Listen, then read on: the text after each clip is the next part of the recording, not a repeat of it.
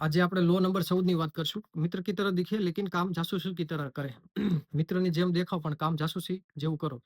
ભલે આપણે આ કાંઈ આ નથી કરવું, પરંતુ આપણી હારે આવું કોઈ કરે છે, દેખાય મિત્ર જેવું પણ જાસૂસ જેવું કામ કરે છે, તો આ નિયમ આપણને અલર્ટ કરશે। કેવા કયા-કયા સંકેત છે, જે મિત્ર જેવા લાગે છે, પરંતુ જાસૂસ જેવા કામ કરે છે।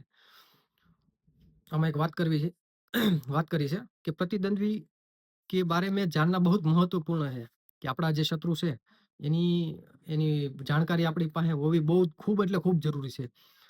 ભલે આપણે કોઈના પ્રતિદ્વંદ્વી છીએ, આપણને ખબર નથી કે આપણા આજુબાજુમાં કોણ આપણને એનો દુશ્મન માને છે। ઘણીવાર આપણને ખ્યાલ જ નથી હોતો।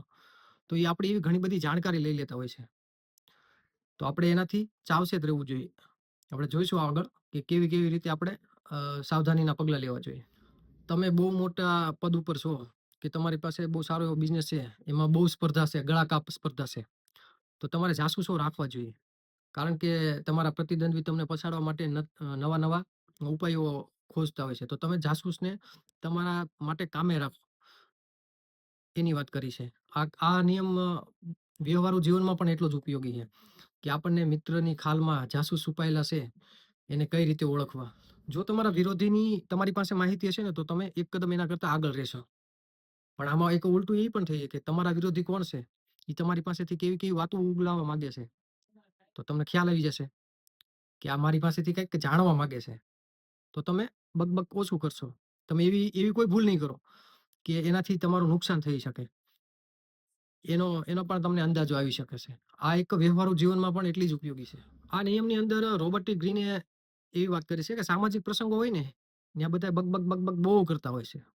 બોલવાનું બોલે, ન બોલવાનું બોલે, પર્સનલ, પ્રોફેશનલ બધી લાઈફ એની એને ઝંડો ગાડ્યો હોય કઈ રીતે ને કેવી રીતે એને સ્ટ્રગલ કર્યું છે, એવું બહુ વધારે બડાઈ વાગતા હોય।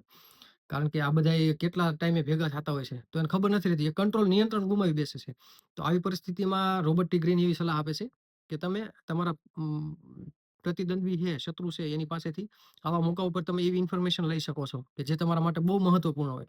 અથવા તો જો આપણે એક બીજા દ્રષ્ટિકોણથી વિચારીએ તો આવા સામાજિક પ્રસંગોમાં આપણે મોઢું બહુ બંધ રાખવું જોઈએ। કેમ કે આપણને નથી ખબર કે આપણું જાસૂસી કોણ કરે છે, આપણી પાસેથી કોણ શું જાણવા માંગે છે અંગત લાઈફ માટે, કે આપણી જે પ્રોફેશનલ ટૂંકમાં આપણા ધંધાને લગતું કોઈક માહિતી માંગતું હોય।